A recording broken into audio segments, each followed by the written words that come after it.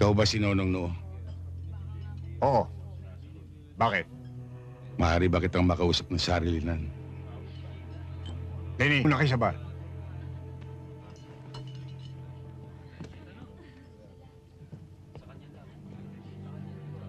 Marahil kilala mo na kung sino ako. Oo. Ikaw yung kakambal ng pulis na tinumba ko. Matinik pa naman sana ang utol mo. Kaya lang, taga-salo lang pala ng bala. Isipin mo, 12 tingga ang kinain ng kanyang katawan. Hindi ba, George? Oo, Nonong. Ikaw pa. Wala ka pa naman binirang sumablay, ah. Kaya kung iniisip mong humirit, huwag mo na ituloy.